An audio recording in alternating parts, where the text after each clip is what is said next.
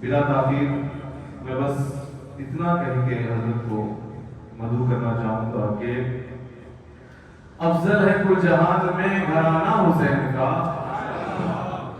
افضل ہے کل جہان میں گھرانہ حسین کا، نبیوں کا تاجدار ہے نانا حسین کا، افضل ہے کل جہان میں گھرانہ حسین کا، نبیوں کا تاجدار ہے نانا حسین کا، ایک پل تھی حکومت بس یزید کی، ایک پل تھی حکومت بس یزید کی، صدیاں حسین کی ہے زمانہ حسین کا۔ آئیے بلا تاخیر نعرہ تکبیر اور رسالت کے ساتھ حضرت کا استقبال کریں، بلند آواز سے ایک مرتبہ میرا ساتھ دیں۔ نعرہ تکبیر، نعرہ رسالت، علماء اہل سنت، ذکر شہدائے کربلا، نعرہ تکبیر، نعرہ رسالت۔ معزز حاضرین، السلام علیکم ورحمۃ اللہ وبرکاتہ۔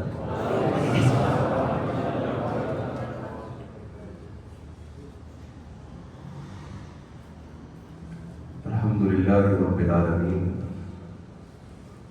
والصلاة والسلام علی اشرف الانبیاء والمرسلین،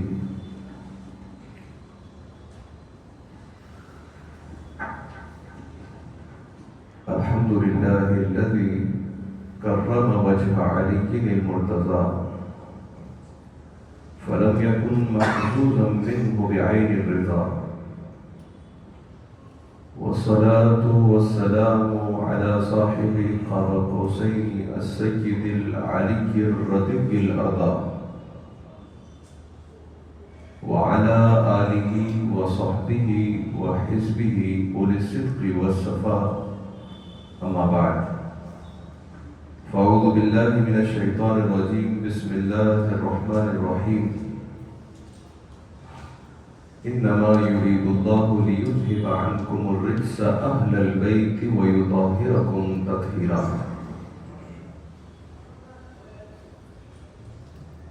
وقال الله تعالى في مقام آخر،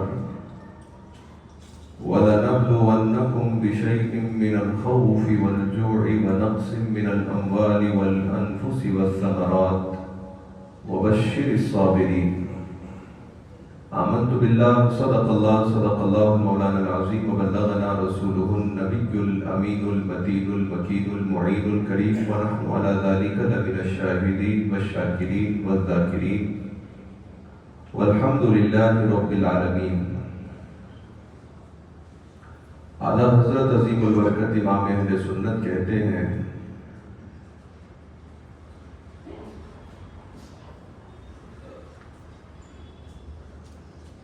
اپنے ماں باپ و ملجا قاسم ولایت داماد پیغمبر کی بارگاہ میں یوں خراج محبت و عقیدت اسد اللہ کی بارگاہ میں پیش کرتے ہیں، کہتے ہیں، مرتضیٰ شیر حق اشجع الاشجعین، مرتضیٰ شیر حق اشجع الاشجعین، ساقی شیر و شربت بے لاکھوں سلام، شیر شمشیر زن شاہ خیبر شکن، پر تبے دست قدرت بے لاکھوں سلام، ماہیے رفض و تفضیل و نصب و خروج، حامیے دین و سنت بے لاکھوں سلام، اصل نسل صفا وجہ وصل خدا، باب فصل ولایت بے لاکھوں سلام۔ پھر بڑے شہزادے امام حسن مجتبیٰ کی بارگاہ میں یوں خراج پیش کرتے ہیں، کہتے ہیں، حسن مجتبیٰ سید الاسخیاء، راکب دوش عزت بے لاکھوں سلام۔ پھر حضور شہید ظلم و جفا، شہید کربلا، سید الشہداء، امام عالی مقام، امام الہمام کے بارے میں کہتے ہیں، در درج نجف، مہر برج شرف، رنگ روئے شہادت بے لاکھوں سلام۔ پھر شہزادی رسول سیدہ بطول کے بارے میں یوں کہتے ہیں، خون خیر الرسل سے ہے جن کا خمیر، ان کی بے لوث طینت پہ لاکھوں سلام۔ جس کا آنچل نہ دیکھا مہ و مہر نے، اس ردائے نزاہت پہ لاکھوں سلام۔ سیدہ ظاہرہ طیبہ طاہرہ جان احمد کی راحت پہ لاکھوں سلام۔ پھر تمام ازواج مطہرات کی بارگاہ میں خراج پیش کرتے ہوئے کہتے ہیں اہل اسلام کی مادران شفیق بانوان طہارت پہ لاکھوں سلام۔ سیدی ماں پہلی ماں کہف امن و اما حق گزار رفاقت پہ لاکھوں سلام۔ پھر حضور سیدہ عابدہ زکیہ نقیہ تقیہ طاہرہ عائشہ صدیقہ کے بارے میں کہتے ہیں بنت صدیق آرام جان نبی اس حریم براءت پہ لاکھوں سلام۔ یعنی سورہ نور ہے جن کی گواہ ان کی پاکیزہ سیرت پہ لاکھوں سلام۔ پھر ان تمام ازواج سے فارغ ہونے کے بعد کہتے ہیں حسن و حسین تو شہزادے ہیں ہی اور جتنے ہیں شہزادے اس شاہ کے ان سب اہل مکانت پہ لاکھوں سلام۔ حاضران گرامی آئیے قبل از معروضات کہ میں کچھ کہوں آپ سنیں۔ جی لگا کر دونوں عالم کے تاجدار نبی مالک و مختار کل کائنات کی اولین فصل بہار سید ابرار و اخیار تاجدار مدینہ فیض گنجینہ صاحب معطر پسینہ سرور قلب و سینہ کونین کے دولہا نبی ہاشمی تہامی قرشی عربی مدری کی بارگاہ اقدس میں جی لگا کر درود پاک کی ڈالیاں عقیدت کی تھالیوں میں سجا کر پیش فرمائیں۔ پڑھی اللہم صلی علی سیدنا محمد وعلی آلہ واصحاب سیدنا محمد وبارک وسلم۔ ایک بار اور نبی اور آل نبی پر درود پاک پڑھ لیں۔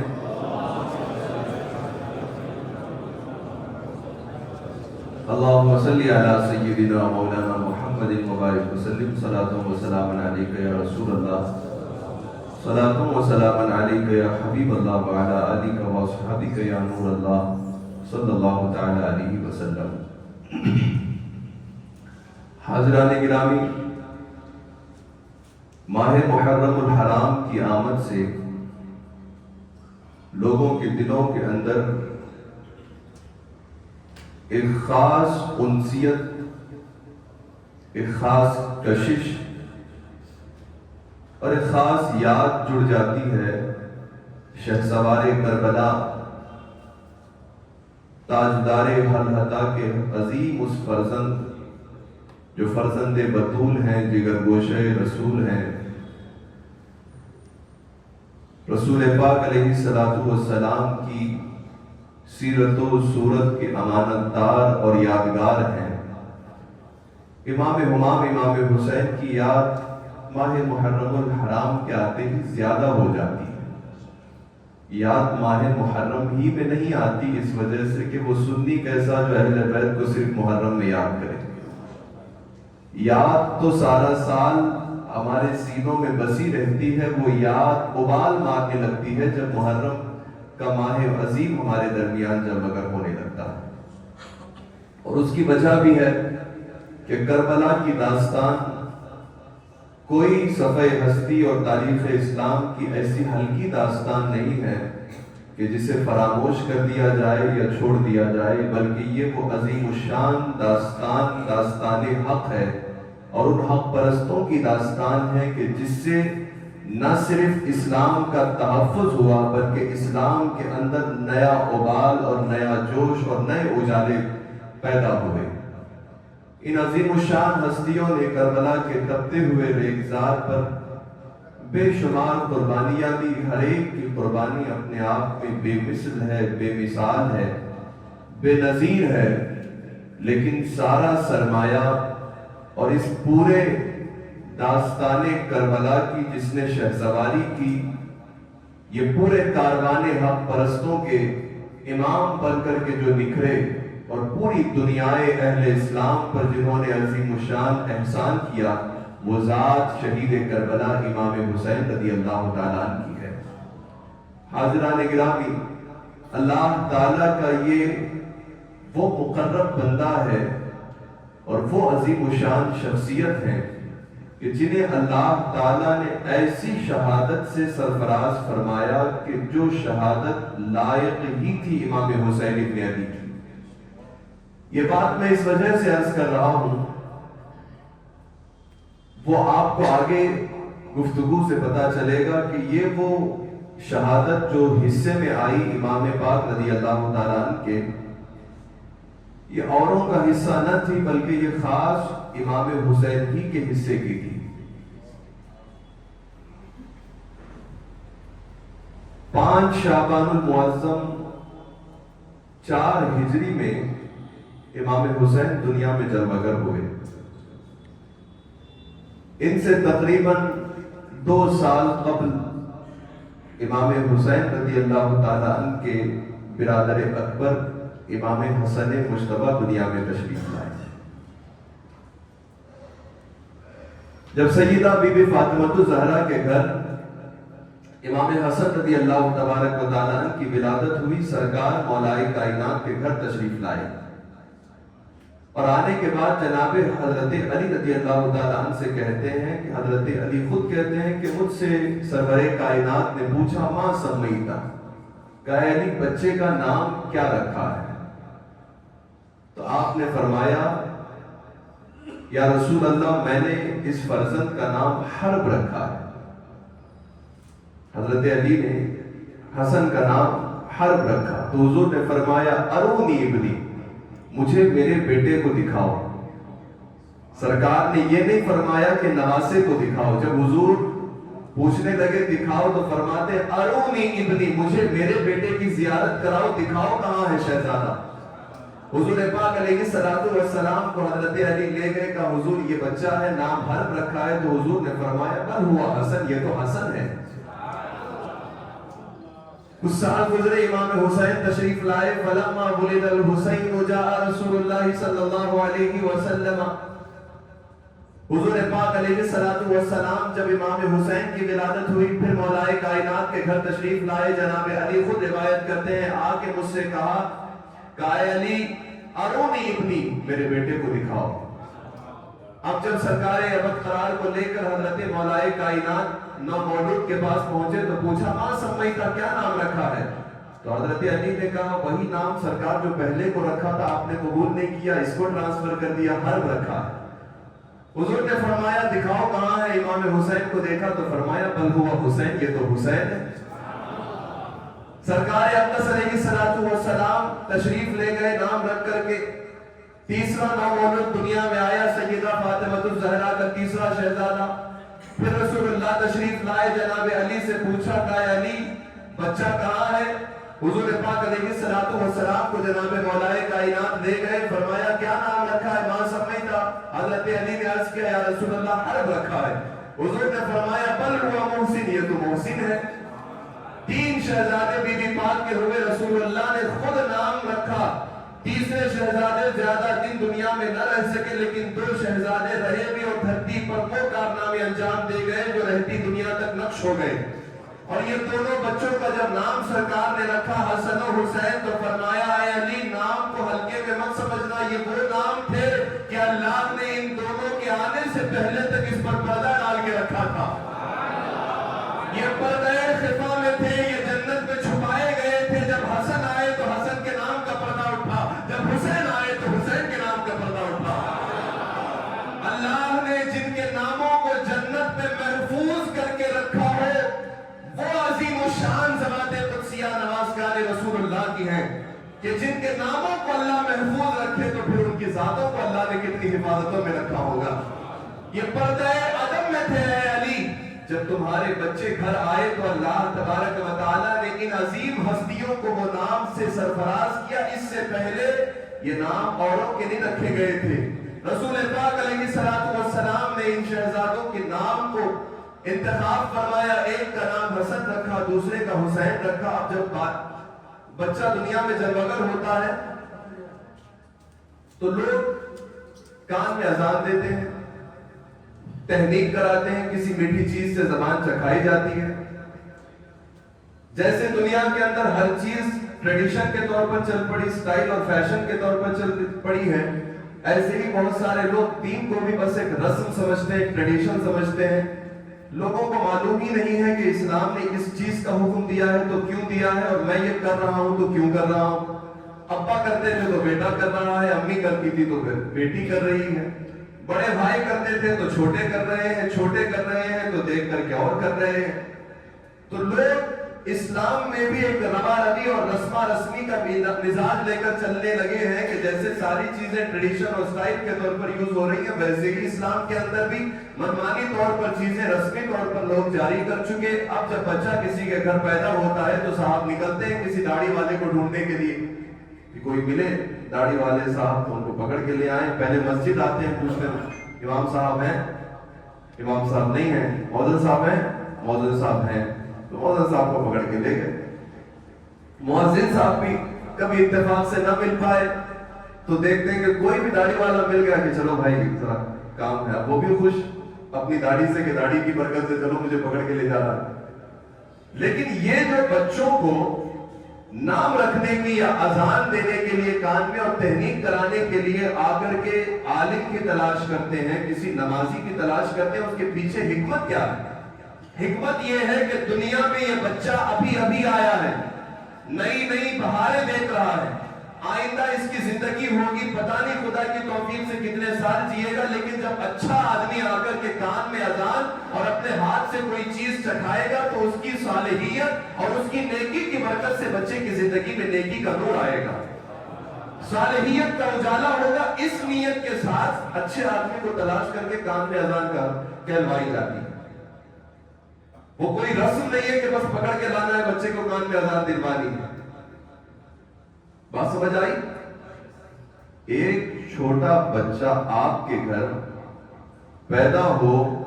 اور آپ اپنے علاقے کے 5 وقتہ نماز پڑھانے والے کسی عالم صحیح یلقیدہ پارسا متقی پرہیزگار کو ڈھونڈ کر لے جائیں اور اس کے کان میں دائیں کان میں اذان بائیں کان میں اقامت اور کسی میٹھی چیز سے اس کو چکھا دے تو اللہ اس نیک پرہیزگار آدمی کی پرہیزگاری کی برکت سے آپ کے بچے کے اندر صالحیت کا نور داخل کر دیتا ہو تو جس کے زبان کو چکھانے کے لیے خواجہ معین الدین اجمیری آئے ہوں پھر وہ بچے کا عالم کیا ہوگا؟ پھر جس کے بچے کے کان میں جناب غوث الورا نے اذان کہی ہو پھر اس کی نیکی کا عالم کیا ہوگا؟ پھر جس بچے کے کان میں امام زین العابدین نے آواز لگائی ہو ان کا عالم کیا ہوگا؟ پھر جس کے کان میں مولائے کائنات نے اذان کہی ہو۔ اور آگے بڑھ کر جب امام حسن و حسین رضی اللہ تبارک و تعالیٰ عنہما دنیا میں جلوگر ہوئے، رسول اللہ خود تشریف لائے، نام رکھا، دائیں کان میں اذان کہی، بائیں کان میں اقامت کہی، اور اپنی تحنیک رسول اللہ نے کسی میٹھی چیز سے شہزادوں کی نہیں کرائی، اپنی زبان شہزادوں کی زبان میں ڈال دی۔ شہد خوار زبان لعاب نبی چاشنی گیر عصمت پہ لاکھوں سلام۔ یہ وہ شہزادے ہیں کہ جنہوں نے دنیا کی میٹھی چیز سے تحریک نہیں کرائی ہے بلکہ خود زبان رسول کو اپنے منہ میں لے کر چوسا ہے۔ امام حسن مجتبیٰ کی تحریک رسول اللہ نے کرائی، امام حسین کی تحریک رسول اللہ نے کرائی، نام خود رکھا، اذان کہی، اقامت کہی، تو زندگی میں تو نور پہلے سے ہی تھا کہ وہ شہزادی رسول کے شہزادے، اور رسول اللہ انہیں اپنے شہزادے فرمایا کرتے تھے۔ یہ بھی فرماتے کہ یہ میری بیٹی کے بیٹے ہیں اور میرے بھی بیٹے ہیں۔ رسول پاک علیہ السلام ان شہزادوں کے نام رکھے اور دونوں کو اچھے اچھے ناموں سے نوازا۔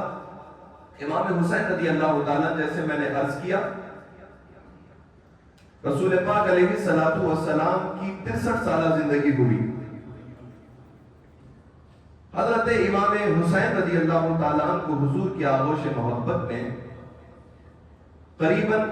7 سال رہنے کا موقع ملا۔ اس کے بعد سرکار ظاہری دنیا سے پردہ فرما گئے۔ حضرت امام حسین رضی اللہ تعالیٰ نے 7 سال مصطفیٰ کی آغوش میں گزارے۔ باپ شیر خدا ہو، ماں فاطمہ الزہرا ہو، نانا امام الانبیاء ہو،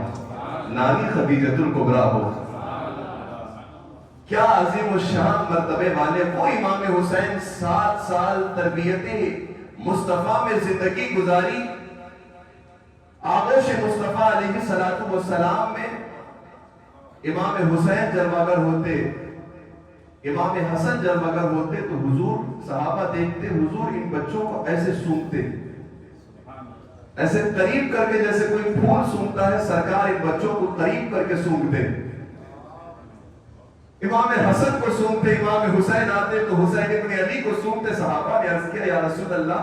ان بچوں کو آپ سونگتے ہیں تو میرے آقا نے فرمایا ہما ریحان عطایا من الجنہ، یہ حسن و حسین صرف بچے نہیں ہیں، یہ دونوں جنت کے پھول ہیں، جب ان کو سونگتا ہوں تو جنت کی خوشبو محسوس کرتا ہوں۔ یہ وہ امام حسن و حسین رضی اللہ تعالیٰ عنہ، امام حسین رضی اللہ تبارک و تعالیٰ عنہ کی شخصیت وہ کہ جب آقا نماز کو گزر رہے ہوتے حضرت فاطمہ الزہرا کے گھر بچے روتے ہیں، ضروری نہیں ہے کہ مارنے سے روئیں، بچے ویسے بھی روتے رہتے ہیں جب چھوٹے ہوتے ہیں، تو چھوٹی عمری کا عالم ہے، حضرت امام حسین رو رہے تھے، حضور سرکار فاطمہ الزہرا کے گھر کے آگے سے گزرے، امام حسین کے رونے کی آواز کان میں پڑی تو ٹھہر کر فرمایا فاطمہ خاموش کراؤ اس بچے کو، کیا تمہیں معلوم نہیں اس کے رونے سے مجھے تکلیف ہوتی ہے۔ وہ حسین کہ رسول اللہ اپنے ایک ہاتھ میں جناب حسین ابن علی بنت رسول اللہ کہ اس عظیم شہزادے کو اٹھائے ہوئے اور ایک ہاتھ میں خود کے شہزادے کو لیے ہوئے۔ ماریا قبطیہ سے رسول اللہ کو ایک شہزادہ ہوا جنہیں حضرت ابراہیم رضی اللہ تعالیٰ عنہ کہا گیا۔ حضرت ابراہیم کو آپ نے اپنے ہاتھ میں اٹھایا ہے اور ایک ہاتھ میں امام حسین۔ اتنے میں سدرہ کے مکین تشریف لائے جبریل امین اور عرض کرنے لگے یا رسول اللہ، اللہ کا حکم اور اللہ کا فرمان اور اللہ کی مشیت و مرضی یہ ہے کہ یہ دونوں آپ کے ساتھ میں نہیں رہیں گے، کسی ایک کو لے لیجئے اور ایک کو اللہ کے حوالے کر دیجئے۔ رب کا فرمان تھا، رسول پاک نے فرمایا میرے شہزادے کو لے جاؤ، حسین کو چھوڑ جاؤ۔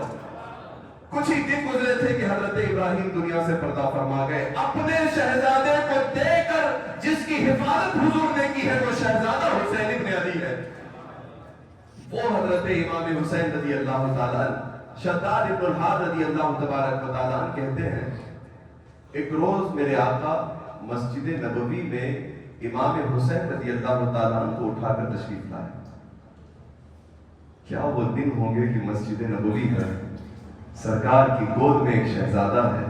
اور حضور ممبر کے قریب لا رہے ہیں۔ کتنا اچھا لگتا ہے جب بڑے لوگوں کے بیٹے جب آتے ہیں، کسی ولی کامل، کسی پیر صاحب، بڑا خانقاہی آدمی ہے، جب ان کے بچے آتے ہیں چھوٹے چھوٹے عمر میں، خوبصورت سے چہرے ہیں، منموہنی صورت ہے، اور جب وہ ممبر پر آ کر لا کر اپنے چھوٹے بچوں کو بغل میں بٹھاتے ہیں تو کتنا اچھا لگتا ہے، اتنے بڑے آدمی کا شہزادہ ہے، اتنی بڑی ذات اور اتنے بڑے ولی صفت آدمی کا بیٹا ہے۔ اور وہ کیا دن ہوں گے کہ مسجد نبوی ہے، ممبر مصطفیٰ ہے، کونین کے دولہا جلوگر ہے اور بغل میں حسین ابن علی ہے۔ میرے آقا مسجد نبوی میں اپنے شہزادے کو لے کر تشریف لائے، نماز پڑھانے کا وقت تھا، شداد ابن الحاد کہتے ہیں ظہر یا عصر کی نماز تھی، رسول اللہ امامت فرمانے کے لیے ٹھہرنے والے ہیں، تو حضور نے اپنے دائیں جانب بچے کو بٹھا دیا، حسین، امام حسین رضی اللہ تعالیٰ کو دائیں جانب بٹھایا، امامت فرمانے لگے۔ جب نماز پڑھانی شروع کی، حضرت امام حسین رضی اللہ تبارک و تعالیٰ عنہ بازو ہیں، چھوٹی سی عمر ہے، بچپنے کے عالم میں بچے تو خاموش نہیں بیٹھتے، طبیعتاً فطرتاً کچھ نہ کچھ کرتے رہتے ہیں۔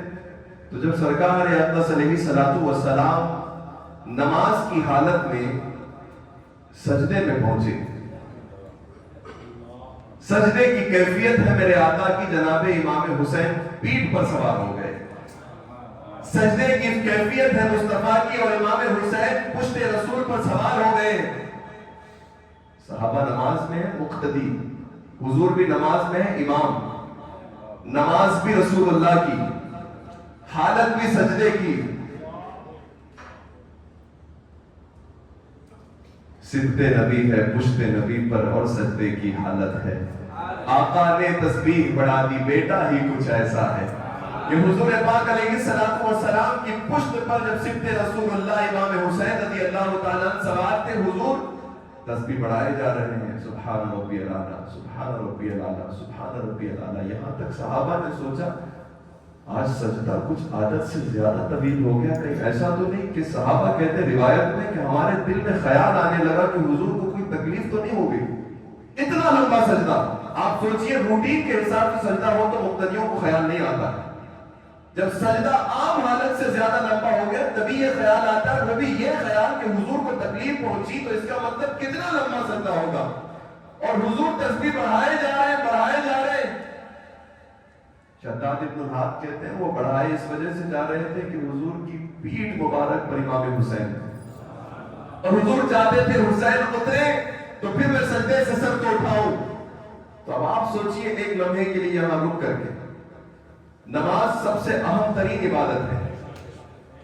ساری عبادتوں میں سب سے بڑی عبادت کون سی ہے؟ اور نماز اللہ رب العزت کی رحمت سے بندے کو قریب کرتی ہے۔ عام حالت میں آپ کہیں بھی ٹھہرے اللہ کی رحمت اتنی قریب نہیں ہوتی جتنا نماز میں آپ آ کے قیام میں ٹھہرتے ہیں تو بندے کے قریب آ جاتی ہے۔ اور آپ علماء سے پوچھئے ساری نماز کی کیفیات اور حالت و حیت کے اندر سجدہ ایک ایسی کنڈیشن ہے کہ جس میں بندہ اپنے رب سے سب سے زیادہ قریب ہوتا ہے۔ جب بندہ اپنے رب سے سب سے زیادہ قریب ہوتا ہے وہ حالت سجدہ ہے۔ اسی لیے کہا بھی جاتا ہے اگر آپ کو کوئی پریشانی ہو تو سجدے میں جا کر سر رگڑ کر کے ماتھا پیش کر کے اللہ کے حضور دعائیں کہ اللہ کی رحمتیں بندے کو سجدے کی حالت میں پاتی ہیں تو بہت قریب چلی آتی ہے۔ تو جب حضور پاک علیہ الصلوۃ والسلام سب سے افضل عبادت یعنی نماز میں ہے، نماز میں سب سے قریب ترین اللہ کی رحمتوں کے قریب لے جانے والا رکن یعنی سجدہ سجدے کی کیفیت میں ہے، اور نماز ہماری اور آپ کی نہیں ہے، نماز پڑھ رہے ہیں رسول اللہ اور نماز بھی رسول اللہ کی۔ یہ باتیں اس وجہ سے تفصیل سے سمجھا رہا ہوں کہ ذرا اگر غور کریں گے تو آگے ایک بہت بڑا عقیدہ ملے گا۔ حضور پاک علیہ الصلوۃ والسلام کس حالت میں ہے؟ سجدہ کون سی عبادت ہے؟ نماز یعنی افضل العبادت کا ایک رکن ہے سجدہ، سجدے کی حالت ہے، اور نماز بھی ہماری تمہاری نہیں کہ جس میں ہزاروں خیال آ جائے، نماز اس کی چل رہی ہے جو ٹھہرے تو اللہ کے نورانی تجلیات کا مشاہدہ کرتا ہے۔ وہ امام انبیاء، وہ امام مرسلین رسول پاک علیہ الصلوۃ والسلام نماز کی کیفیت میں سجدے کی حالت میں ہے، پشت رسول پر سبت رسول ہے، اور آقا تسبیح بنا رہے ہیں، خیال امام حسین کا، نماز کی حالت میں امام حسین کا خیال نبی کو آ رہا، نماز کی حالت میں امام حسین کو خیال نبی کا،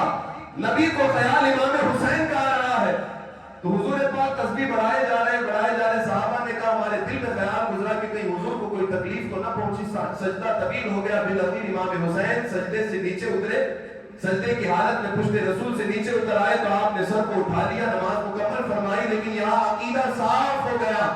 وہ لوگ جنہوں نے لکھا چھاپا چھپایا کہ نماز میں معاذ اللہ حضور کا خیال آ جائے تو نماز فاسد ہو جاتی ہے، ان لوگوں کے لیے یہ درس ہے، یہ حقیقت کائنات کی صفحہ ہستی پر دکھائی گئی رسول اللہ نے اپنی نماز پڑھ کے کہ دیکھو جو لوگ کہتے ہیں کہ رسول کا خیال معاذ اللہ اگر نماز میں آ جائے تو نماز ٹوٹ جاتی ہے، ان لوگوں کو سبق لینا چاہیے امام حسین رضی اللہ تعالیٰ کے اس واقعے سے، حدیث کے اس ٹکڑے سے، صحابہ کی اس روایت سے، مصطفیٰ کی سیرت سے کہ نماز بھی تمہاری میری نہیں ہے، نماز نبی کی چل رہی ہے، نبی کی نماز میں حسین کا خیال آیا، اور حسین نبی نہیں ہے، حسین نبی نہیں ہے، حسین امتی ہے۔ حسین کیا ہے؟ حسین امتی ہے۔ ارے جب نبی کی نماز میں امتی کا خیال آئے تو نبی کی نماز نہیں ٹوٹتی، تو امتی کی نماز میں نبی کا خیال آ جائے تو پھر امتی کی نماز کہاں ٹوٹتی ہے؟ بلکہ وہ نماز تو عرش الہی کے قریب جا کر قبولیت کا صحرا پہن کر واپس آتی ہے، جس نماز میں رکنے رکوع کے اندر بھی رسول اللہ کا خیال ہو، اس وجہ سے کہ کائنات کا کوئی آدمی بڑے سے بڑا عالم و مفسر نماز کا پورا طریقہ قرآن سے نہیں دکھا سکتا۔ قرآن میں یہ حکم دیا گیا ہے رکوع کرو، کیسے کیا وہ مصطفیٰ بتائیں گے، نماز میں حکم دیا گیا ہے قرآن کے اندر سجدہ کرو، سجدہ کیسے کرو گے وہ مصطفیٰ بتائیں گے، بیٹھنے کا حکم، ٹھہرنے کا حکم قرآن میں دیا گیا ہے، لیکن بیٹھو گے کیسے، کھڑو گے کیسے، یہ بتائیں گے مصطفیٰ، پڑھنے کا حکم قرآن کو یہ رسول اللہ کے مقدس رب نے بتایا، لیکن پڑھو گے کیسے یہ مصطفیٰ نے پڑھ کے بتایا ہے۔ تو جب بھی نماز کی پوری کیفیت میں آدمی ہاتھ اٹھانے سے لے کر سلام پھیرنے تک نماز کی کیفیات میں منتقل ہوتا رہے گا، ہر رکن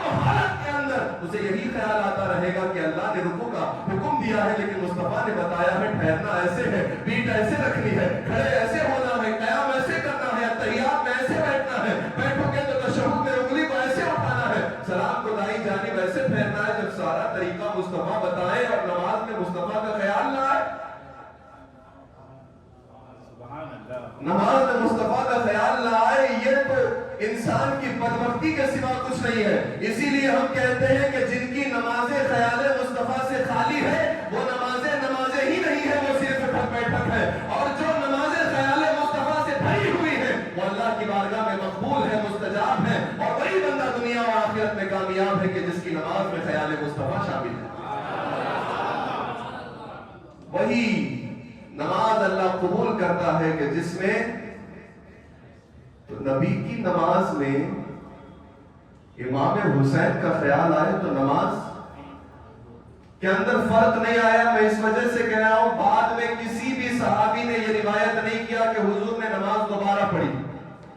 ایک بھی روایت ایسی نہیں ہے۔ جو نماز ہو گئی وہ ہو گئی، مطلب یہی تو ہوا کہ نماز مکمل ہو گئی۔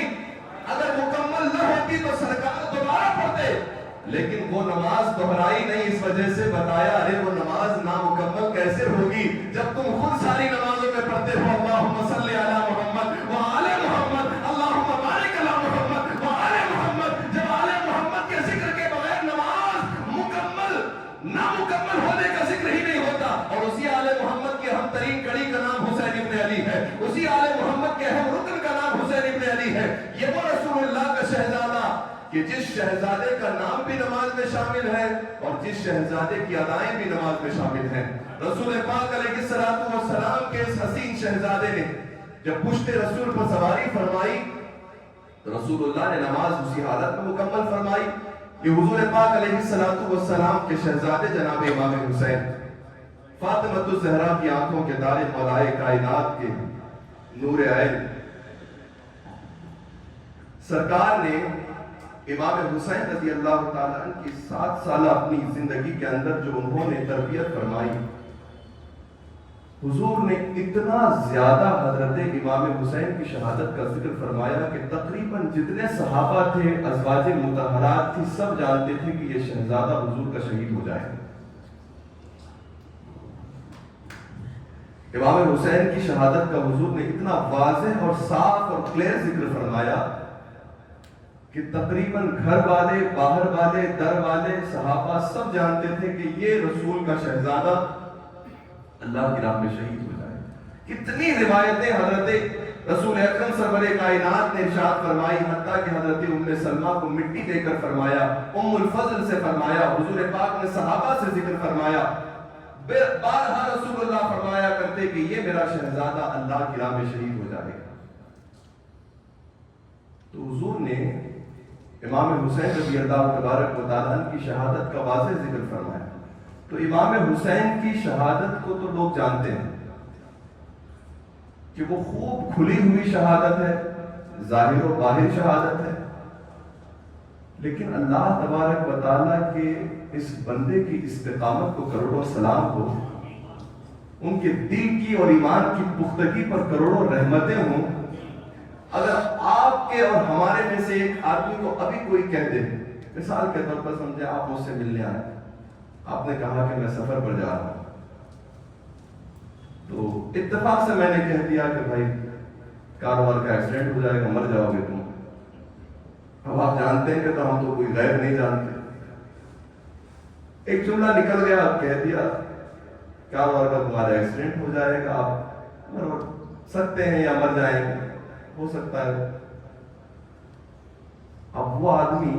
2 دن بعد جانے والا ہے،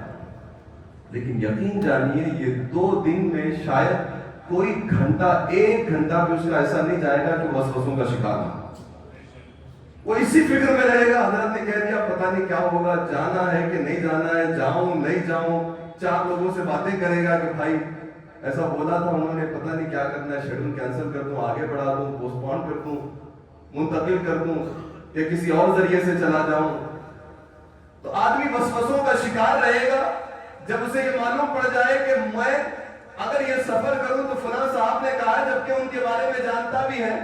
کہ وہ کوئی علم غیب نہیں رکھتے ہیں، کوئی بہت بڑے ایسے نہیں ہے کہ آنکھیں بند کر لے تو سب کچھ بتا دے. ایسا آدمی بھی اگر کہتے تو آدمی وسوسوں کا شکار ہو جاتا ہے. لیکن اللہ کے اس عظیم مقرب بندے کے ذات پر کروڑوں رحمتیں ہو، جس نے اپنے بچپن سے لے کر 55 سال کی عمر تک یہی سنا ہے کہ اے حسین تم شہید ہو جاؤ گے، اے حسین تم شہید ہو جاؤ گے. لیکن کبھی اپنی پوری 55 سالہ 54 سالہ زندگی کے اندر ایک روایت بھی امام حسین کی ایسی نہیں ملی کہ امام حسین نے ہاتھ اٹھا کر اللہ سے کہا مولا مجھے مرنے سے محفوظ فرما لے، مجھے ایسی شہادت سے بچا لے. بلکہ امام حسین سنتے اور یقین کرتے کہ ہاں اللہ مجھے اس منصب پہ فائز فرمائے گا، اللہ مجھے سید الشہداء کا مقام عطا کرے گا، کیونکہ میرے نانا جان نے یہ کہا ہے اے حسین تم اللہ کی راہ میں شہید ہو جاؤ گے. تو امام حسین کی استقامت یہاں سے پتہ چلتی ہے کہ بچپن سے لے کر اپنی بزرگی تک کے زمانے میں امام حسین نے بارہا یہ بات سنی اور خود جانتے تھے. اپنے بابا سے سنا، اپنی والدہ کہا کرتی تھی، خود ان کے نانا پیغمبر اعظم فرمایا کرتے تھے، صحابہ کہا کرتے تھے اے حسین آپ شہید ہو جائیں گے. لیکن امام حسین کی ایک روایت بھی پوری زندگی میں نہیں ملتی کہ انہوں نے یہ کبھی اظہار بھی کیا ہو کہ یا اللہ مجھے اس آزمائش سے بچا لے، یا اللہ مجھے اس امتحان سے بچا لے. کیونکہ اگر دعا ہو جاتی تو پھر جب بن وقتہ نمازی آدمی کی اللہ دعا رد نہیں کرتا تو وہ تو حسین ہے. جنہوں نے سجدوں کی لاج رکھی ہے وہ حسین ابن علی ہیں. جنہوں نے قرآن عظیم کی تلاوت کی رمق کو کائنات عالم کے اندر پھیلایا ہے وہ حسین ابن علی ہیں. وہ دعا فرما دیتے تو پھر بات الگ تھی. لیکن پوری زندگی میں امام حسین نے ایک مرتبہ بھی اپنے لیے ایسی دعا نہیں کی کہ یا اللہ مجھے آزمائش سے بچا لے. اور نہ ہی فاطمہ الزہرا نے کی، نہ مولا کائنات نے کی، نہ خود حضور نے کبھی کہا، جبکہ سرکار تو عالم غیب ہیں، وہ سب کچھ جانتے ہیں، عالم علم دو عالم ہے. حضور کیا اب ان سے عرض حاجت کیجئے. حضور پاک علیہ السلام کے آگے تو کوئی چیز چھپی نہیں. وہ ساری دنیا کا کونا کونا، فرش و عرش کا ذرہ ذرہ ملاحظہ فرماتے ہیں. کیونکہ خود میرے آقا فرماتے ہیں میں پوری دنیا کو ایسے دیکھتا ہوں جیسے کوئی اپنی ہتھیلی میں رائی کا دانہ دیکھتا ہے. حضور پاک علیہ السلام جانتے تھے کہ کیسی بے دردی کے ساتھ میرے اس نواسے کو امت شہید کرے گی. سب کچھ جاننے کے باوجود حضور نے ایک مرتبہ بھی اپنے شہزادے کے لیے ایسی دعا نہیں کی کہ مولا اسے بچا لے. کیونکہ حضور جانتے تھے جب حسین شہید ہوگا تو تنہا حسین کی شہادت پوری دنیا کے اسلام کو زندہ کر کے جائے گی. تنہا حسین کی شہادت پورے عالم کے مسلمانوں میں دوبالگی اور اجالے پھیلائے گی. یہ وہ حسین ابن علی رضی اللہ تبارک و تعالیٰ، امام پاک رضی اللہ تبارک و تعالیٰ کی شہادت بہت ظاہر و باہر اور کھلی ہوئی تھی. ایک دم بچے بچے جانتے تھے زمانے کے کہ امام حسین رسول اللہ کے نواسے شہید ہو جائیں. لیکن امام حسین کے مقابلے میں امام حسن بھی شہید ہوئے. امام حسن کی شہادت کو لوگ نہیں جانتے. جانتے ہیں؟ نہیں جانتے. جبکہ امام حسن بھی شہید ہیں، امام حسین بھی شہید ہیں، اور دونوں کی شہادتیں لاجواب ہیں. لیکن اللہ تعالیٰ نے دونوں شہزادوں کو دو طرح کی شہادت سے سرفراز فرمایا. امام حسن کو بھی شہادت کا منصب، امام حسین کو بھی شہادت کا منصب. صرف اس شہادتین کے اندر شاہ عبدالعزیز محدث دہلوی رحمۃ اللہ تعالیٰ علیہ کہتے ہیں امام حسن مجتبیٰ کی جو شہادت تھی وہ ایسی شہادت تھی جو پوری ڈٹ اپوزٹ تھی امام حسین. امام حسین کی شہادت کھلی ہوئی، ایک ایک ذرہ زمین کا، عرش و فرش کا کونا کونا جانتا تھا. بلکہ روایتوں میں شاہ عبدالعزیز محدث دہلوی لکھتے ہیں کہ عرش والے بھی جانتے تھے کہ حسین شہید ہو جائیں گے. تحت الثری ساتوں زمین کے نیچے جو مخلوق رہتی ہے وہ بھی جانتی تھی کہ حسین شہید ہو جائیں گے. پہاڑوں پر بسنے والے جنات جانتے تھے کہ حسین شہید ہو جائیں گے. جنات و انس جانے، زمین کا ذرہ آسمان کا ذرہ جانے کہ حسین شہید ہو جائیں گے. اتنی کھلی ہوئی شہادت. تو اس کی اپوزٹ، کھلے کا اپوزٹ کیا آتا ہے؟ چھپا ہوا. تو ایک شہزادے کو اللہ نے اتنی ظاہر و باہر کھلی ہوئی شہادت سے سرفراز فرمایا تو اس کا اپوزٹ امام حسن کو بالکل چھپی ہوئی شہادت سے سرفراز فرمایا. وہ کیسی شہادت تھی؟ کہ کبھی پوری زندگی میں میرے آقا نے خود امام حسن کی شہادت کا ذکر نہیں فرمایا، اسے بھی چھپایا۔ مولا کائنات نے کبھی اپنی زندگی میں شہادت امام حسن کا ذکر نہیں فرمایا، فاطمہ الزہرا نے کبھی شہادت حسن کا ذکر نہیں فرمایا۔ خود چلو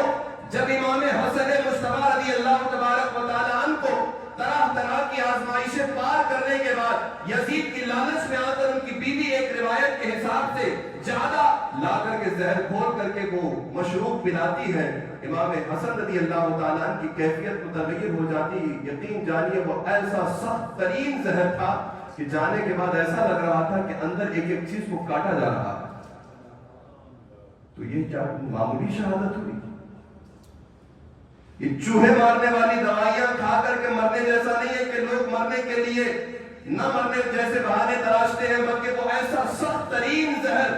امام حسن رضی اللہ تبارک و تعالیٰ عنہ کو دیا گیا۔ آپ اپنی کیفیت بیان کرتے ہوئے کہتے ہیں جب بھائی آ کر کے حضرت امام حسن کی وہ کیفیت معلوم کرتے کہ بھائی جان آپ کے اوپر کیا گزر رہی ہے، کتنی بے کسی اور کس طریقے کا آپ کا عالم ہے کہ آپ اپنے آپ کو سنبھال نہیں پا رہے، تو امام حسن کہتے کہ حسین ایسا لگتا ہے کہ اندر سے میری ایک ایک چیز کو کاٹا جا رہا۔ اتنا سخت ترین زہر امام حسن مصطفیٰ کو دیا گیا کہ اندر سے ایک ایک حصہ پھٹتا ہوا معلوم پڑ رہا ہو۔ اللہ اکبر۔ امام حسن رضی اللہ تعالیٰ عنہ برداشت کر گئے اور امام حسین پوچھتے رہے کہ بھائی بتاؤ آپ کو معلوم ہے کس نے زہر دیا ہے؟ لیکن امام حسن نے کہا میں جانتا ہوں لیکن چھوڑ دو، اللہ اس کا حساب لے گا۔ تو ایک طرف یزید امام حسین رضی اللہ تعالیٰ عنہ کے مقابلے میں آیا، ظاہری طور پر اپنا انجام چک گیا، دنیا میں دیکھا اس کا انجام، سارے جانتے تھے کہ قاتل امام حسین کا کون ہے، لیکن امام حسن مصطفیٰ نے اپنے قاتل کو جاننے کے باوجود دنیا کے آگے ایکسپوز نہیں کیا، نام کھول کر کے نہیں بتایا کہ وہ فلاں ہے، فلاں کی بیٹی ہے یا فلاں شخص ہے۔ امام حسن نے کہا چھوڑو، اللہ اس کا حساب لے گا۔ تو دونوں شہزادوں کو اللہ نے منصب شہادت پر فائز فرمایا۔ امام حسن رضی اللہ تبارک و تعالیٰ عنہ کی شہادت سری تھی، خفی تھی، چھپی ہوئی شہادت، اور امام حسین رضی اللہ تعالیٰ عنہ کی شہادت وہ اوپن اور کھلی ہوئی شہادت تھی۔ امام حسین ابن علی رضی اللہ تبارک و تعالیٰ عنہ جب اپنی عمر کے 54 سال کے زمانے کو پہنچے، حضرت امام پاک رضی اللہ تبارک و تعالیٰ عنہ کے اس دور کے اندر یزید پلید ملعون تخت نشین ہوا، سب لوگوں سے بیعت لی اور کہا کہ سارے جتنے بڑے بڑے اس وقت کے نام ہیں، عبداللہ ابن زبیر ہوں، ابن عباس ہوں، عبد الرحمن ابن ابو بکر ہوں، ان سب سے جا کر بیعت لو اور خاص بیعت حسین ابن علی کی لینا۔ تاکید کی، درباری آئے مدینہ المنورہ کی سرزمین میں، امام حسین رضی اللہ تعالیٰ عنہ کے گھر پر دستک ہوئی، آپ رضی اللہ تبارک و تعالیٰ نے کھولا، گورنر کی طرف سے یزید کے مطالبے پر کچھ سپاہی آ کر کہہ رہے تھے کہ آپ کو گورنر ہاؤس طلب کیا گیا ہے، آپ چلیں۔ اس بے وقت آنے کو حضرت امام حسین سمجھ گئے، آپ تشریف لے گئے اور لے جانے کے بعد وہاں گفتگو ہوئی ابن زیاد سے، وقت کے گورنر سے، ساروں سے گفتگو ہونے کے بعد، اور مدینے کی سرزمین پر اس وقت ایک صحابی رسول گورنر تھے، انہوں نے بڑے نرم دلی کے ساتھ امام حسین رضی اللہ تبارک و تعالیٰ عنہ سے مطالبہ کیا کہ یزید کی طرف سے خط آیا ہے، وہ آپ سے بیعت کا مطالبہ کرتا ہے، آپ اس کی بیعت کر دیجیے۔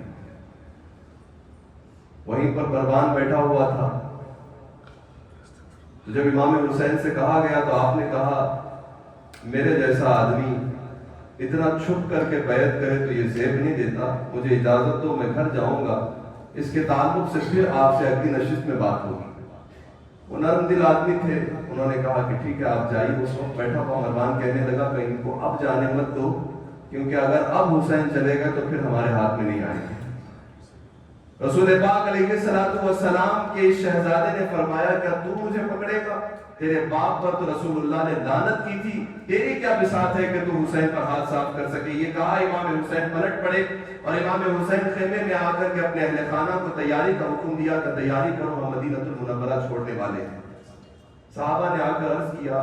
بہت حضرت امام حسین رضی اللہ تبارک و تعالیٰ عنہ سے کہا کہ آپ مدینہ چھوڑنے کی بات نہ کریں، آپ ٹھہرے رہیں۔ جب خبر لگی تو بے شمار صحابہ اکرام کا تاتا یک ایک بعد دیگر افراد اہل خانہ کے اور جتنے مدینہ میں اجلہ صحابہ موجود تھے سب آ کر کہنے لگے کہ اے حسین آپ مدینہ چھوڑ نہ جائیں بلکہ آپ یہاں ٹھہرے رہیں۔ لیکن اسی بیچ امام حسین رضی اللہ تبارک و تعالیٰ عنہ کے جب یزید کی بیعت کا انکار کرنے کی خبر پہنچی تو ادھر سے قافلہ در قافلہ لوگوں کے معاملات بڑھتے ہوئے پورے عالم اسلام میں پھیل گئے۔ بصرہ والے جان گئے کہ امام حسین نے یزید کی بیعت سے انکار کر دیا، کوفہ والے جان گئے کہ امام حسین نے یزید کی بیعت سے انکار کر دیا۔ بصرہ والے چاہتے تھے کہ یزید کی اس بیعت کے انکار کے بعد امام پاک بصرہ تشریف لائیں اور یہاں سے اپنی خلافت کا اعلان کریں۔ کوفہ والے چاہتے تھے کہ امام پاک کوفہ تشریف لائیں، یہاں سے اپنی خلافت کا اعلان کریں۔ امام حسین رضی اللہ تبارک و تعالی عنہ کی طرف ایک قافلہ بصرہ سے آیا اور حضور امام پاک رضی اللہ تعالی عنہ سے عرض گزار ہوا کہ سرکار آپ ہمارے یہاں تشریف لائیں اور ہمارے یہاں آ کر کے آپ کے جو محبین ہیں، چاہنے والے ہیں، ان کے درمیان تائید حاصل کر کے آپ اپنی خلافت کا پرچم بلند کریں، آپ ہمیں اپنے ساتھ ٹھہرا ہوا پائیں گے۔ کوفہ والوں نے خط لکھنا شروع کیا، سلیمان ابن سرد کے گھر میں جمع ہوئے، 50 سے زیادہ خطوط امام پاک کی طرف آئے۔ مدینہ چھوڑنے کی تیاری ہے، سرکار امام پاک رضی اللہ تبارک و تعالی عنہ مدینہ المنورہ کی سرزمین پر سلام آخری اپنے نانہ جان کی تربت اطہر پر حاضری دینے کے لیے تشریف لائے۔ وہ منظر کیسا عجیب ہوگا جہاں چند روزہ دن کاٹنے والا مدینے کی سرزمین کا فراق برداشت نہیں کر سکتا۔ 1400 سال بعد جا کر کے عاشق مصطفیٰ کہلانے والا اپنے عشق کا ثبوت دیتے ہوئے ایک ہفتہ جب مدینہ گزارتا ہے، 8ویں دن جب مدینہ چھوڑتا ہے تو سینے کے اندر کانٹے چبھ رہے ہوتے ہیں کہ ہائے وہ دن کٹ گئے جو مدینے میں گزارے تھے، اب پھر اسی بستیوں میں جانے کا وقت آیا ہے۔ عاشق کا عالم یہ ہے کہ وہ سارے مدینے کے فراق میں رو رہے ہوتے ہیں، بس سے گزرتے ہوئے مدینہ المنورہ کی گلیوں کو دیکھ کر کے رو رہے ہیں، مدینے کی پہاڑیوں کو دیکھ کر کے رو رہے ہیں، مدینے کی وادیوں کو دیکھ کر کے رو رہے ہیں۔ 1400 سال پرانے زمانے کے دور کے اندر جائیے جہاں ہر سب حضور کی خوشبو مہکی ہوئی ہے، دور بھی امام حسین ابن علی کا ہے، نواسہ رسول ہے، یادیں ہر سب اپنے نانا کی بکھری ہوئی ہے۔ وہ جانتے ہیں کہ یہاں مجھے آغوش میں میرے نانا نے اٹھایا تھا، یہ مسجد نبوی کا وہ علاقہ ہے جہاں حضور نے پکڑ کر کے منبر اقدس پر مجھے بٹھایا تھا۔ ساری یادوں کو دیکھ دیکھ کر کے آج امام حسین ابن علی کی آنکھیں اشکبار ہیں، اس وجہ سے کہ مدینہ چھوڑ جا رہے ہیں اور دل میں یہ خیال آ رہا ہے پتہ نہیں حسین واپس پلٹے گا کہ نہ پلٹے گا،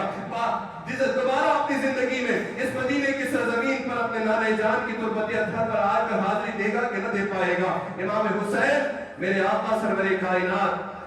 فخر موجودات امام الانبیاء محمد الرسول اللہ کی تربت اطہر پر ٹھہرے ہوئے ہیں، آنکھوں سے مسلسل اشک رواں ہیں اور دل سے عریضیں جاری ہیں، یا رسول اللہ اپنے اس نواسے کا، اپنے اس شہیدے کا سلام عاجزانہ ظاہری زندگی میں آخری بار قبول فرما لیں کہ حضور یہ آخری سلام ہے، پتہ نہیں پھر آؤں کہ نہ آؤں، آپ کے اس دیار محبت کو چھوڑ جا رہا ہوں، جہاں میری یادیں بچپن کی بسی ہوئی ہیں اسے چھوڑ جا رہا ہوں، جہاں بابا علی کا فیضان بسا ہوا ہے اسے چھوڑ جا رہا ہوں، جہاں فاطمہ الزہرا کی یادیں بسی ہوئی ہیں ان خطے اور وادیوں کو الوداع کہہ جا رہا ہوں۔ قافلہ حسینی تیار اپنی کمر بستہ ہو کر سواریوں پہ سامان رکھ دیا گیا، کجاوے باندھ دیے گئے۔ امام حسین رضی اللہ تعالیٰ عنہ کے اہل خانہ مدینہ المنورہ کی سرزمین سے الوداعی گفتگو کے بعد نانے جان کی روضہ اطہر کی حاضری دینے کے بعد مکہ المکرمہ کا ارادہ لے کر آپ نکلے ہیں اور راتوں رات کی حسینی قافلہ کچھ دنوں کے مسافت کو طے کر کے مکہ المکرمہ پہنچا۔ جب مدینے سے نکلے تب صحابہ سمجھا رہے تھے، مکہ المکرمہ آ کر امام پاک رضی اللہ تبارک و تعالی عنہ نے حج کے دنوں میں قیام کیا، حجاج کرام کے قافلے آ رہے تھے حج کرنے کے لیے۔ زمانہ قدیم ہے، لوگ مہینہ در مہینہ پہلے آ کر کے مکہ المکرمہ میں ٹھہرتے تھے، حج کی تیاریاں کرتے تھے۔ وہ زمانہ قریب تھا کہ سرکت ابد قرار کا یہ شہزادہ مکہ المکرمہ کی سرزمین پر آیا اور چہار جانب خبر پھیل گئی کہ حسین مکہ کی سرزمین پر تشریف لا چکے ہیں۔ لوگوں نے حمایت کا اعلان کیا اور مکہ کے گورنر نے کہا ہماری تائید آپ کو حاصل ہے۔ گورنر کے بھائیوں نے کہا، وہ سب صحابہ اور صحابہ اکرام کے چاہنے والے اور رسول اللہ کی اہل بیت کے محبین تھے، انہوں نے کہا کہ آئے امام حسین آپ کے لیے ہماری پوری تائید ہے، مکہ میں کوئی آپ کا کچھ نہیں کر سکتا۔ امام حسین رضی اللہ تبارک و تعالیٰ عنہ سرزمین مکہ میں ٹھہرے ہوئے ہیں اور دن ایام حج کے ہیں۔ اب جو میں نے کہا کوفہ کی سرزمین سے خطوط، جب یہ خبر عالم اسلام میں پھیلی، بصرہ والے چاہیں کہ خلافت کا اعلان امام حسین ابن علی آ کر ہمارے یہاں سے کریں، اور ادھر چاہے کوفہ والے کہ آپ ہمارے یہاں تشریف لا کر کے خلافت کا اعلان کریں، اور کوفہ سے مسلسل خطوط امام حسین کے پاس آئے، بتایا گیا 150 سے زیادہ خط الگ الگ لوگوں کے نام سے امام حسین کے پاس خط آئے، اور جب 150 سے زیادہ خطوط آئے اور سب یہ کہہ رہے ہوں کہ حضور ہمارے یہاں آ جائیں، ہمارے یہاں تشریف لائیں، تو اب انکار نہیں بنتا۔ یہ تو تقدیر کا فیصلہ تھا، قضائے الہی تھی کہ حضرت امام پاک کے پاس اتنے خطوط پہنچے تو آپ نے فیصلہ فرمایا میں بصرہ نہیں جاؤں گا، کوفہ جاؤں گا۔ ادھر صحابہ کو خبر پہنچی، اہل بیت کے افراد کو خبر پہنچی، تو انہوں نے کہا حضور کوفہ کی سرزمین تو وہ ہے کہ جنہوں نے آپ کے والد سے وفا نہیں کی، جس کوفہ کی سرزمین کو دار الخلافہ امیر المومنین مولائے کائنات نے بنایا، وہ کوفہ والوں نے مولائے کائنات کی شہادت دیکھی ہے۔ یہ وہی کوفہ ہے کہ جہاں آپ کے بھائی امام حسن رضی اللہ تبارک و تعالیٰ عنہ کے ساتھ ناانصافی کی گئی، تو حضور پھر اب آپ کیوں جاتے ہیں؟ آپ کوفہ کا ارادہ نہ کریں، کوفہ کا ارادہ ترک کر دیں اور آپ مکہ المکرمہ میں ٹھہرے رہیں، ہم آپ کی حفاظت کریں گے، ہم سب یہاں آپ کے ساتھ ہیں۔ لیکن امام حسین رضی اللہ تبارک و تعالیٰ عنہ نے کہا نہیں، میرا قافلہ بڑھے گا اور مجھے ان لوگوں کی درخواستوں کے بعد اللہ کے حضور یہ جواب دینا پڑے گا کہ جب امت تمہاری خلافت کے لیے انتظار کر رہی تھی، یزید جیسے پلید، یزید جیسے لعین و ملعون آدمی کی خلافت کے دور کے اندر، کہ جب وہ اپنے آپ کو حاکم اور امیر المومنین کہلانے کی طاق میں تھا، جب ایسے عالم کے اندر لوگ آپ کو بلا رہے تھے حسین کہ آئیے ہم آپ کو خلیفہ مانیں گے، امیر المومنین مانیں گے، آپ سبط رسول اللہ ہیں، اس وقت پوری روئے زمین پر خلافت کا حقدار آپ سے زیادہ کوئی نہیں ہے، تو اس وقت اگر اللہ مجھ سے سوال کرے روز حشر تو پھر میں کیا جواب دوں گا؟ لہذا آپ نے خط کے جواب میں ایک جوابی خط روانہ فرمایا، جس میں دیگر صحابہ کی رائے کے حساب سے آپ نے یہ طے کیا کہ میں ڈائریکٹلی نہ جاؤں گا، بلکہ پہلے امام مسلم بن عقیل کو اپنا نائب اور جانشین بنا کے بھیجوں گا، جب ان کی طرف سے مجھے بلاوا آ جائے گا، یہ جا کر کے سارے حالات کا جائزہ لے کر مجھے خط لکھیں گے کہ ہاں اب آپ آ سکتے ہیں، تو پھر میں اپنے قافلے کو کوفہ کی طرف آگے بڑھاؤں گا۔ امام مسلم بن عقیل رضی اللہ تبارک و تعالیٰ عنہ کو جانشین بنا کر امام حسین کا، حسین ابن علی رضی اللہ تعالیٰ عنہ امام الہمام نے روانہ فرمایا کوفہ کی سرزمین پر، کئی ایام کی مسافت طے کر کے امام مسلم بن عقیل جانشین اور خلیفہ بن کر کے حضرت امام حسین ابن علی کہ کوفہ کی سرزمین پر پہنچے، ساتھ میں دو ننھے شہزادے ہیں، محمد و ابراہیم، چھوٹی سی عمر ہے، لڑکپن کا زمانہ ہے، یہ تین لوگوں کا قافلہ جب کوفہ کی سرزمین پر پہنچا، ایسا والہانہ استقبال، کوفہ کے ہر ایک دروازے کو کھول دیا گیا کہ مسلم بن عقیل آئے ہیں، اس وجہ سے کہ خط میں لکھا ہوا تھا کہ یہ میرا جانشین ہے۔ امام حسین رضی اللہ تبارک و تعالیٰ عنہ کے جانشین کا استقبال ایسا ہوا کہ پورے کوفہ کے اندر والہانہ استقبال ہے، بچے باہر آ کر استقبال کر رہے ہیں، مخدرات اسلام گھروں کی چھتوں سے استقبال کر رہی ہے، غرضے کہ پورے کوفہ کا کوئی ایک ایسا دروازہ نہیں تھا جو کھلا نہ ہو، سارے دروازے کھل کر کے استقبال امام مسلم پہ ٹھہرے ہوئے ہیں، سارے لوگ امام مسلم رضی اللہ تعالیٰ عنہ کا دل سے استقبال کر رہے ہیں۔ ایک روایت میں آیا کہ 3 دن نہ گزرے تھے، اور ایک روایت میں آیا کہ ایک ہفتے کے اندر 12,000 لوگوں نے امام مسلم کے ہاتھ میں بیعت کی، اور اس نام پہ بیعت کی کہ ہم امام حسین رضی اللہ تعالیٰ عنہ کے اوپر اپنی جان مارنے کی بیعت آپ کے اوپر کرتے ہیں، ہم اپنی مال کی بیعت کہ ہاں ہمارا مال، ہماری جان، ہمارا سب کچھ امام حسین رضی اللہ تعالیٰ عنہ کے لیے ہے۔ 3 دن کے اندر 12,000 لوگوں نے بیعت کی ہو تو آدمی کیا سوچے گا؟ ظاہری طور پر ذہن کا تقاضا یہ ہے، فطرت انسانی کا تقاضا یہ ہے کہ جہاں پر 3 دن کے اندر 12,000 لوگ آ کر اپنی جان کا نذرانہ دینے کے لیے بیعت امام مسلم کے ہاتھ پر کر رہے ہو، تو امام مسلم بن عقیل کا یقین بڑھ گیا، اور آپ نے سوچا کہ جہاں 3-4 دن کے اندر عاشقان اہل بیت کا قافلہ مسلسل آ کر میرے قدموں پر نہ رات میں ٹھہرنے کا موقع ہے نہ دن کے اندر کوئی فرصت ہے، ایسا قافلہ در قافلہ، جوق در جوق، قطار در قطار آ کر لوگ امام مسلم بن عقیل کے ہاتھوں پر امام حسین ابن علی رضی اللہ تعالیٰ عنہ کے لیے بیعت کر رہے ہیں۔ امام حسین رضی اللہ تعالیٰ عنہ کے نام کچھ ہی دن کے بعد، ہفتہ 10 دن بھی نہ گزر پائے تھے کہ امام مسلم نے سارے حالات کو صحیح دیکھ کر کے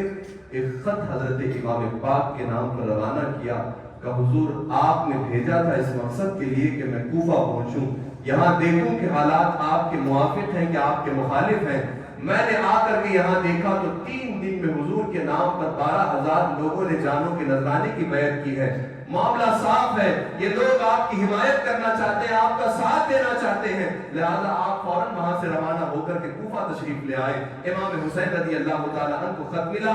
آپ اس خط کے تصدیق پر آپ نے اپنے قافلے کو روانہ کیا۔ جب مکہ سے نکلے تھے، یقین جانیے گورنر خود آ کر پیروں میں کھڑا ہوا ہے۔ مکہ المکرمہ کی سرزمین کے گورنر صحابی رسول ہیں، وہ آ کر کے ٹھہرے ہوئے ہیں امام حسین رضی اللہ تعالیٰ عنہ کی بارگاہ میں اور عریضے کر رہے کہ میرے ہوتے ہوئے مکہ کی سرزمین پر آپ کو کوئی خطرہ نہیں، اے امام پاک مکہ چھوڑ کر مت جائیے۔ دیکھیے حج کا تازہ تازہ موسم ہے، دنیا کے کوشے کوشے اور کونے کونے سے لوگ اللہ کے گھر کی زیارت کو آ رہے ہیں اور آپ تو خود اللہ کے گھر کے عاشق ہیں۔ آپ نے زندگی میں حج کی اتنی محبت پالی ہے کہ کتنے حج آپ نے پیدل کیے، کتنے حج سواری پر کیے، کہ حضور یہ حج کے دنوں میں لوگ آپ کو دیکھیں گے، ان کے دل تر و تازہ ہو جائیں گے، ان کی آنکھوں کے اندر لہلہاتا ہوا پاک پر نظر آئے گا، ان کے دلوں کے اندر چمک پیدا ہو جائے گی۔ حضور آپ ان دنوں کے اندر مکہ میں ٹھہرے رہیں، آپ کو کوئی خطرہ لاحق نہ ہوگا، ہم آپ کے غلام آپ کی حفاظت کے لیے تیار ہیں۔ صحابہ نے آ کر کے کہا، حضرت جناب ابو بکر کے شہزادوں نے آ کر کے سمجھایا، لیکن حضرت امام پاک رضی اللہ تبارک و تعالیٰ نے کہا کہ مسلم بن عقیل میرے اس بھائی کے خط کے آنے کے بعد میرے قدموں کو پیچھے لینے کا کوئی سوال ہی پیدا نہیں ہوتا، میں اپنے اس قافلے کو آگے بڑھاؤں گا۔ امام حسین نے جناب مسلم بن عقیل کے اس خط پر اعتماد کر کے مکہ المکرمہ کی وادیوں کو چھوڑا اور ادھر کچھ ہی دن گزر نہ پائے تھے کہ یہاں پر کوفہ کی سرزمین پہ نعمان بن بشیر جو صحابی تھے، نرم دل تھے، کوفہ کی سرزمین پر وہ گورنر تھے، لیکن حالات جب کوفہ کے اندر اہل بیت کے غلام،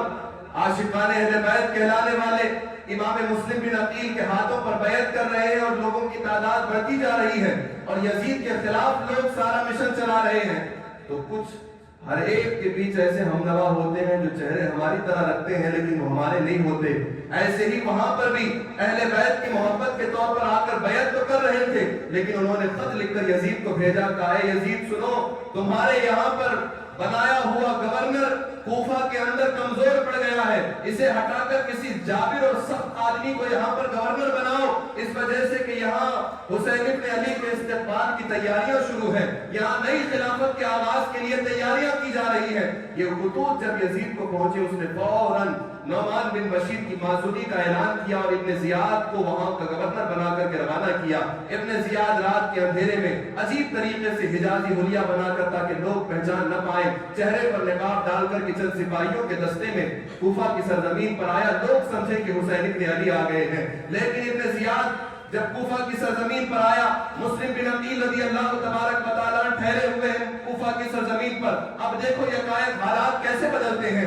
یہ وہی کوفہ ہے جس کا ہر ایک در و دروازہ جناب مسلم بن عقیل کی زیارت کے لیے کھلا ہوا تھا۔ ابن زیاد آیا چہرے پر نقاب ڈال کر، حجازی راستے سے حجازی لباس پہن کر کے، تاکہ لوگوں کو یہ دکھا سکے کہ میں کوئی غیر نہیں ہوں، تمہارا پہچانا ہوا آدمی ہوں، کیونکہ اگر ابن زیاد ہے یہ کہہ کے معلوم ہو جاتا تو شاید لوگ اسے گورنر ہاؤس پہنچنے نہ دیتے، وہیں پر مار دیتے۔ یہ خوف سے اس نے اپنے چہرے پر نقاب ڈال کر کے گورنر ہاؤس کے قریب پہنچنے تک اپنا چہرہ نہ کھولا۔ جب اسے یقین ہو گیا کہ میں اپنے محفوظ علاقے میں آ گیا ہوں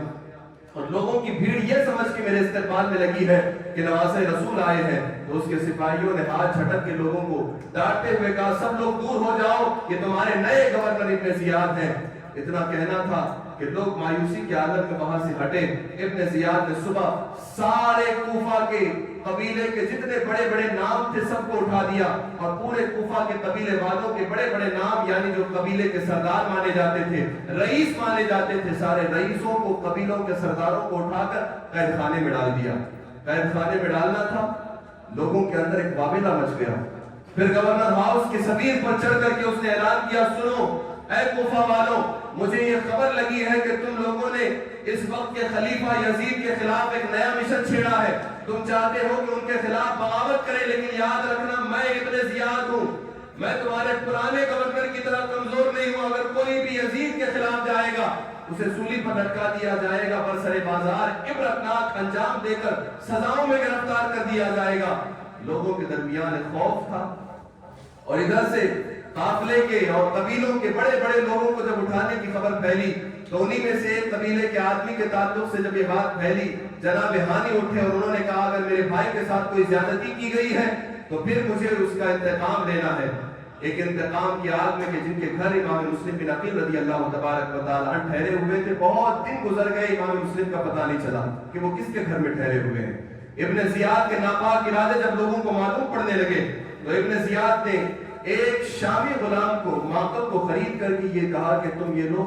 اتنے دینار اپنے پاس رکھو، تمہیں میں سونے سے تول دوں گا، بس تمہارا کام یہ ہے کہ پورے کوفہ کے کونے کونے میں جا کر کے اچھے اچھے لوگوں سے معلوم کرو، کسی بھی حال میں یہ پتا کرو مسلم بن عقیل کس کے گھر میں ٹھہرے ہوئے۔ امام مسلم بن عقیل رضی اللہ تبارک و تعالیٰ عنہ کے گھر میں ٹھہرنے کی حالات جب خبر لگی، اسی آدمی نے جو شامی لباس پہن کر کے مسجد جا کر کے بیٹھتا تھا اور لباس ظاہری طور پر اہل بیت کی محبت والا دکھاتا تھا، ایک شخص سے آ کر کے اس نے کوفہ کی مسجد کے اندر مطالبہ کیا، انہوں نے انکار کر دیا، ہمیں معلوم نہیں ہے۔ کئی لوگوں سے ہر روز صبح سے شام تک آ کر پورے شہر میں گشت کر کے معلوم کرتا لیکن معلوم نہ پڑتا۔ بالآخر ایک عاشق اہل بیت کے چہرے کو پہچان کر کے وہ گیا، ان سے جا کر کے پوچھا کہ بتاؤ آپ جانتے ہیں کہ مسلم بن عقیل کہاں ٹھہرے ہوئے ہیں؟ میں نے سنا ہے کہ وہ کوفہ آئے ہیں۔ تو اس نے کہا اتنے لوگ مسجد میں کھڑے ہیں، ان کو چھوڑ کر تم مجھ سے کیوں پوچھ رہے ہو؟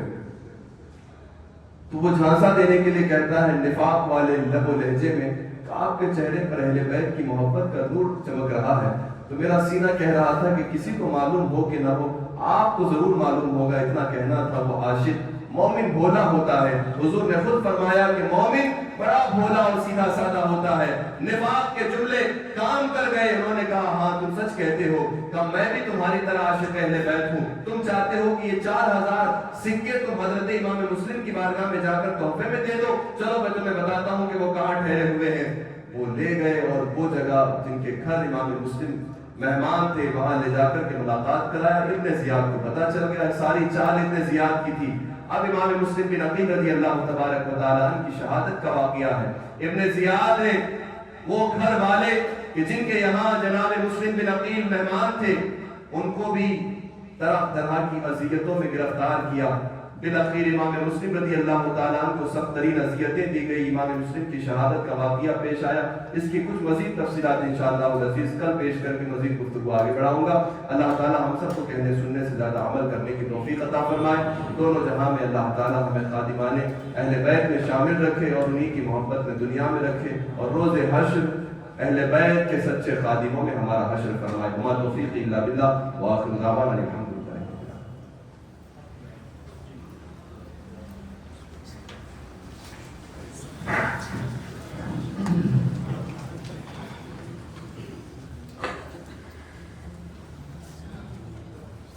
پیاسے ایمان السلام عالی مقام السلام زہرا کے لال السلام عالی مقام السلام پیارے ایمان السلام عالی مقام السلام زہرا کے لال السلام عالی مقام السلام ذکر تمہارا جب لکھا رونے لگا قلم حسین، ذکر تمہارا جب لکھا رونے لگا قلم حسین، کیسے میں واقعات غم حاصل کروں رقم حسین، دل میں تمہاری یاد ہے ہاتھوں میں ہے علم حسین، لیتے رہیں گے حشر تک نام تمہارا غم حسین، پیاسے ایمان السلام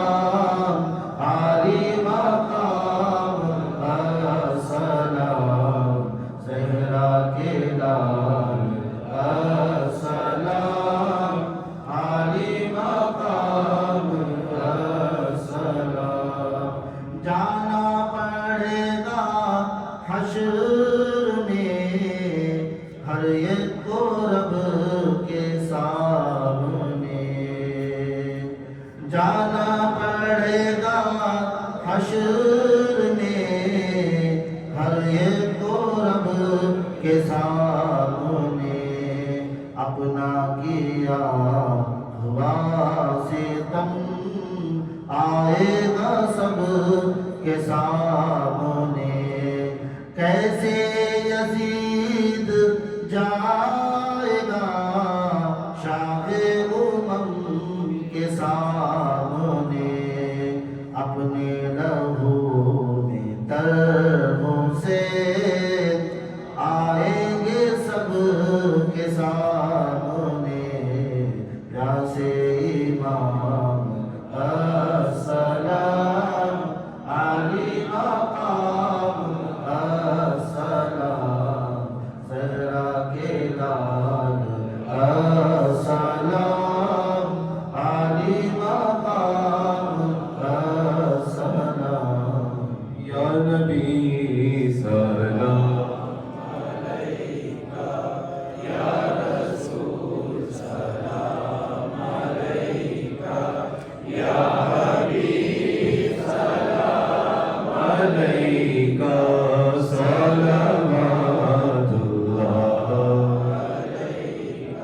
الصلاة والسلام عليك يا رسول الله، الصلاة والسلام عليك يا حبيب الله، الصلاة والسلام عليك يا نور الله، وعلى آلك وأصحابك يا نورا من نور الله صلى الله تعالى عليه وسلم. بکار خیش حیرانم مغسنی یا رسول اللہ، پریشانم مغسنی یا رسول اللہ. خدایا بحق بنی فاطمہ کے برقول ایما کنی خاتمہ، اگر دعوتم رد کنی والقبول، منو دست دامان آل رسول،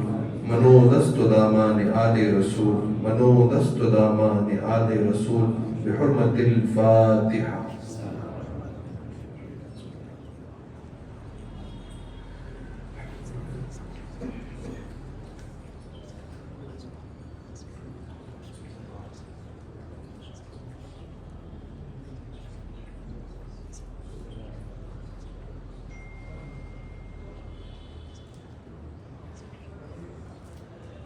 الہ بندہ نوازہ مالک بادشاہ، پروردگار آج کی اس بابرکت محفل ذکر شہدائے کربلا و یاد حسین کو اپنی بارگاہ میں قبول فرما لے.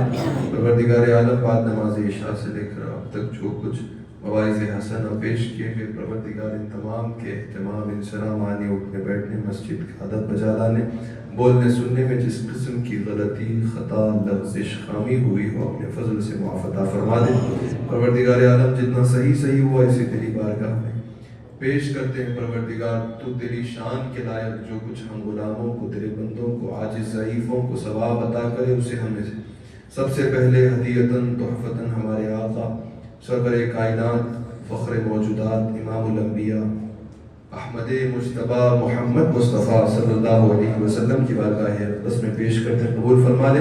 حضور پاک صلی اللہ علیہ وسلم کے صدقہ و توسل سے تمام انبیاء کرام، مرسلین اعظام، تمام صحابہ، ازواج مطہرات، بنات طیبات، بنین طاہرین، جملہ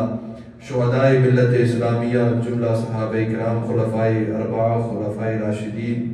عشرہ مبشرہ کی ارواح مقدسہ پر پیش کرتے ہیں، قبول فرما لیں. خاصتاً بالخاص ان تمام طرح اہتمام و انسلام کا ثواب، شیرنی کا ثواب، ہمارے آنے اٹھنے بیٹھنے کا ثواب پروردگار حضور سید الشہداء، امام الحمام، امام علی مقام، سبت رسول اللہ، نواسے رسول، جگر گوشے بطول شیر خدا کے شیر امام حسین ابن علی رضی اللہ تبارک و تعالی عنہ کی بارگاہ بافیض میں پیش کرتے ہیں، قبول فرما لیں. پروردگار عالم نواز رسول کی اس عظیم الشان شہادت کے تذکروں سے ہم سب کے سینوں میں پروردگار عالم جذبہ شوق شہادت عطا فرما دے. پروردگار ہم سب کے سینوں کو استقامت کے نور سے معمور فرما دے. سلسلہ بسلسلہ ان تمام تر اہتمام و انصراف کا ثواب تمام امت کے اغواص و ابدال و نجبا نقبا صالحین امت، رجال غیب، عامہ مومنین مومنات، مسلمین مسلمات، تمام تیرے نیک بندے بندیوں کی روحوں کو اس کا ثواب پیش کرتے ہیں قبول فرما لے پروردگار اپنے فضل و کرم سے جتنے حاضرین ہیں ان کے اہل خاندان جو بائیمان اس دنیا سے گئے سب کی روحوں کو اس کا ثواب پیش کرتے ہیں قبول فرما پروردگار اپنے فضل و کرم سے ساری زندگی جس امام پاک رضی اللہ تعالیٰ نے استقامت صبر و سنت کا اپنایا پروردگار ان کی سیرت مطہرہ سے ہم سب کو حصہ نصیب عطا فرما دے ان کی پاکیزگی سے ان کی ستھرائی سے تقوی و طہارت سے ان کی استقامت صبر اور رضا و رضائے الہی سے ہم سب کو حصہ وافر نصیب عطا فرما پروردگار عالم نمازوں کا جذبہ عطا فرما سجدوں پہ کثرت پروردگار عالم سجدوں پہ سجدے تیری رضا کی خاطر کرنے کی توفیق عطا فرما تلاوت قرآن کا جذبہ عطا فرما پروردگار عالم محبت اہل بیت ہم سب کے سینوں میں جاگزیں فرما عظمت صحابہ جاگزیں فرما پروردگار ہمارے والدین کی عمر و حیات میں برکتیں عطا فرما جن کے والدین نہیں ہیں ان کی کروٹ کروٹ مغفرت عطا فرما خدایا پروردگار ہم سب کی اس حاضری کو اپنی بارگاہ میں قبول فرما اور جلد از جلد پروردگار عالم کربلائے معلیٰ کی حاضری نصیب عطا فرما پروردگار عالم بغداد